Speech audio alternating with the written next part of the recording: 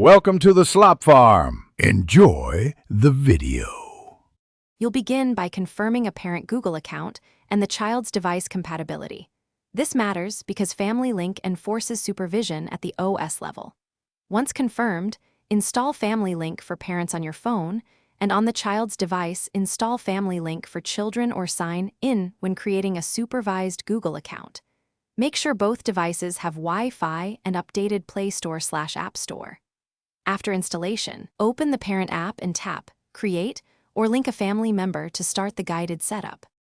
Once done with installation, you'll follow the app's prompts to create or link your child's Google account.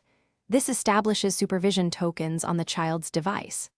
Next, assign the device to that child and accept the supervision prompts on their phone. This step allows you to enforce app approvals and screen limits.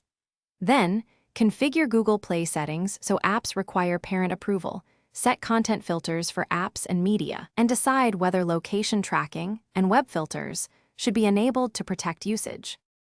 You'll finish by defining daily screen limits, a bedtime schedule, and per-app time rules that reflect family expectations.